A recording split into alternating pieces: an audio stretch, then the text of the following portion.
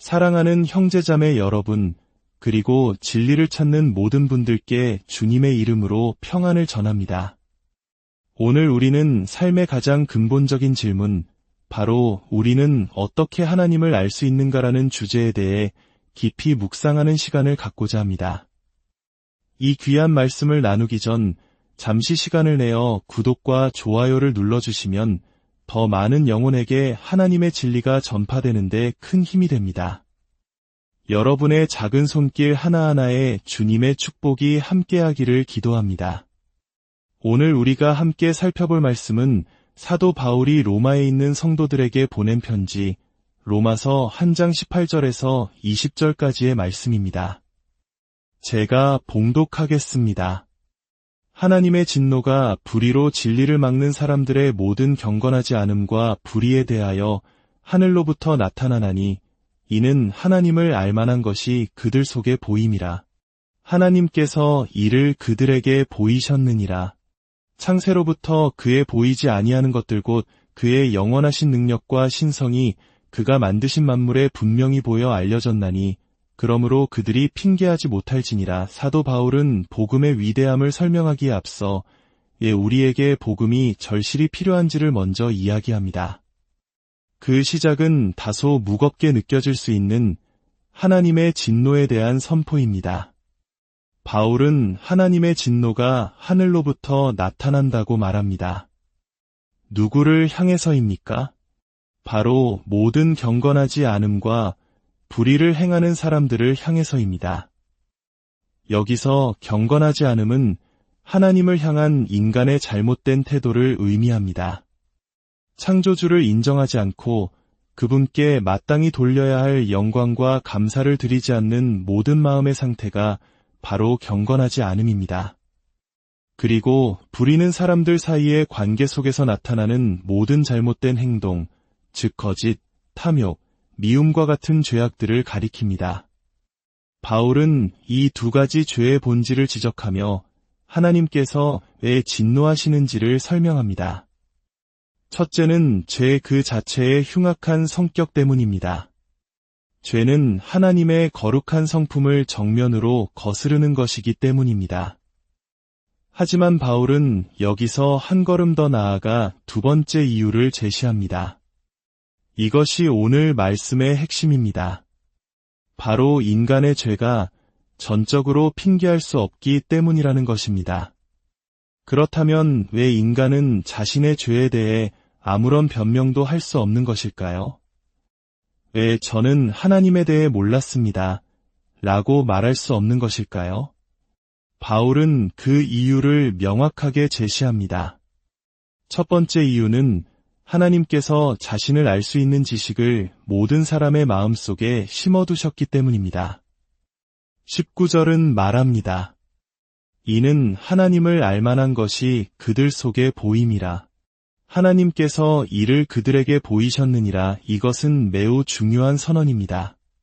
세상 가장 외딴 곳에 사는 원주민이든 가장 현대적인 도시의 무신론자이든 모든 인간의 내면에는 절대적인 존재, 즉 하나님에 대한 감각이 내재되어 있다는 것입니다. 위대한 신학자 장 칼뱅은 이를 신적인 감각이라고 불렀습니다. 우리 조상들이 하늘이 알고 땅이 안다고 말하며 보이지 않는 정의와 질서를 의식했던 것처럼 인간의 마음 깊은 곳에는 창조주를 향한 막연한 그리움과 경외심이 새겨져 있습니다. 또한 우리 안에는 양심이라는 것이 있습니다. 32절에서 바울은 불의한 자들을 묘사하며 그들이 이 같은 일을 행하는 자는 사형에 해당한다고 하나님께서 정하심을 알고도 죄를 짓는다고 말합니다. 이것이 바로 양심의 작용입니다. 우리는 특별한 율법 교육을 받지 않아도 무엇이 옳고 그른지에 대한 기본적인 도덕적 감각을 가지고 있습니다. 선한 일을 했을 때 느끼는 기쁨과 악한 일을 저질렀을 때 느끼는 죄책감은 우리 안에 하나님의 공의로운 법이 새겨져 있다는 강력한 증거입니다.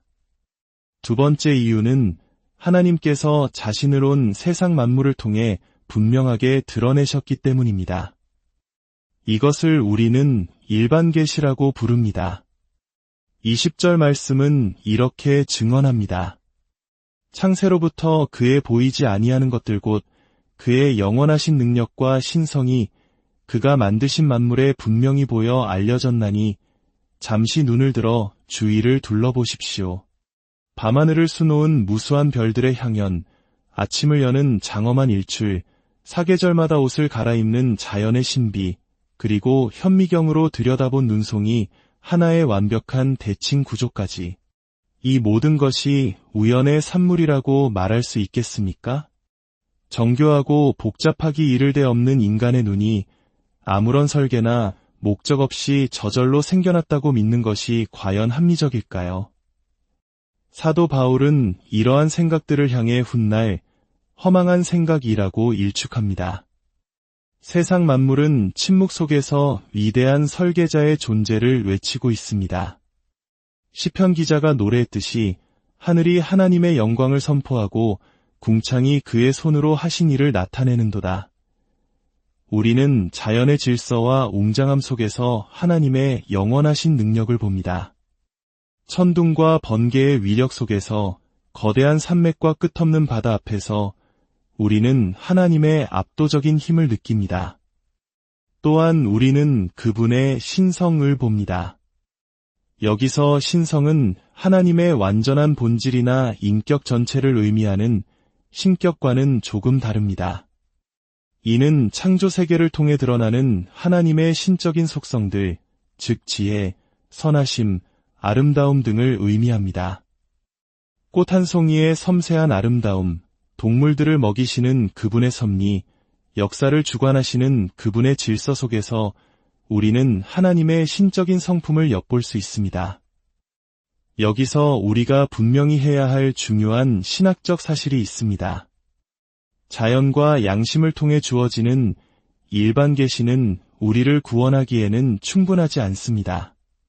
우리는 자연을 아무리 깊이 관찰해도 십자가에 나타난 하나님의 사랑이나 우리 죄를 대속하신 예수 그리스도의 은혜를 발견할 수는 없습니다. 구원을 위해서는 하나님의 특별 계시, 즉 성경 말씀과 이 땅에 오신 예수 그리스도가 반드시 필요합니다. 하지만 일반 계시는 모든 인간으로 하여금 하나님 앞에서 자신의 죄에 대해 핑계하지 못하게 만들기에 충분합니다.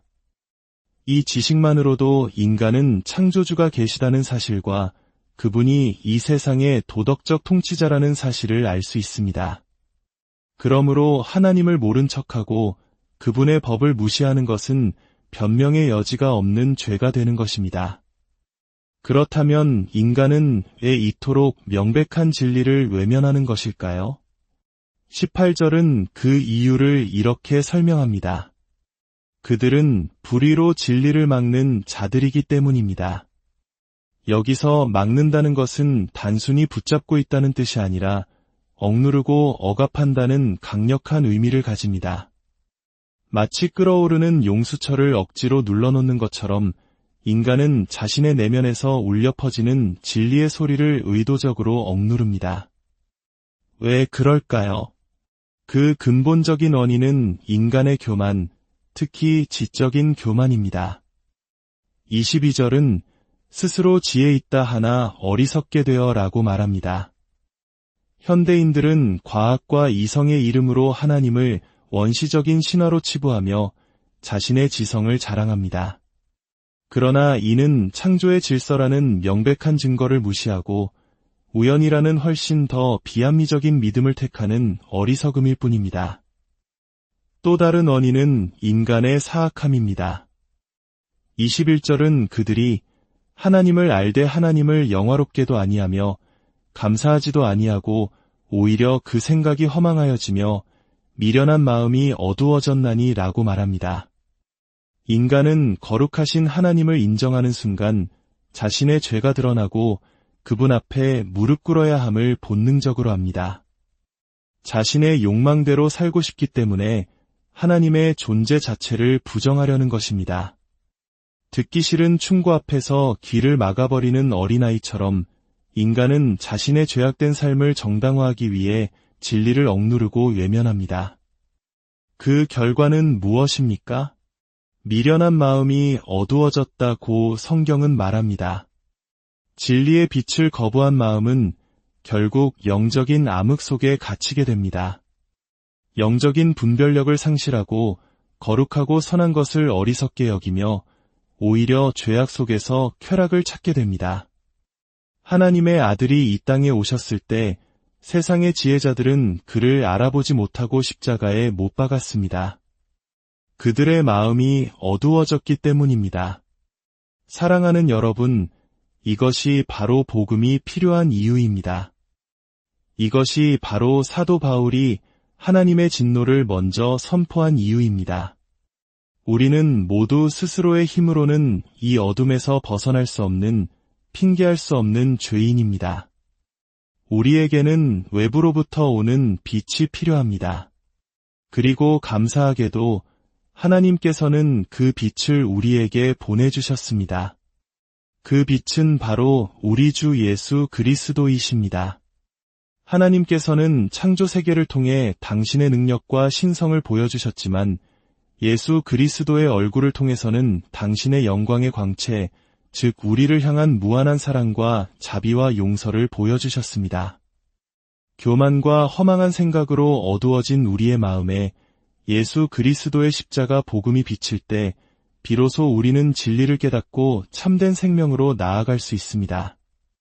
오늘 말씀을 통해 우리 자신을 돌아봅시다. 혹시 내 마음속에서 울리는 양심의 소리를 세상 만물을 통해 말씀하시는 하나님의 음성을 애써 외면하고 있지는 않습니까? 나의 작은 지성과 경험을 의지하며 교만하게 진리를 억누르고 있지는 않습니까? 이제 그 모든 헛된 저항을 내려놓고 어린아이와 같이 겸손한 마음으로 하나님께 나아갑시다. 창조주를 나의 하나님으로 인정하고 구원자이신 예수 그리스도를 나의 주로 영접합시다. 그때 우리를 짓누르던 죄의 어둠은 물러가고 영원한 생명의 빛이 우리 영혼을 가득 채울 것입니다. 기도하겠습니다. 사랑의 하나님 아버지, 오늘 말씀을 통해 저희가 얼마나 핑계할 수 없는 죄인인지를 깨닫게 하시니 감사합니다. 저희의 교만과 불의로 진리를 억누르며 살아왔던 지난 날들을 회개합니다. 어두워진 저희 마음에 예수 그리스도의 복음의 빛을 비추어 주시옵소서. 창조 세계에 나타난 당신의 위대하심을 찬양하며 십자가에 나타난 당신의 놀라운 사랑에 감사하게 하옵소서.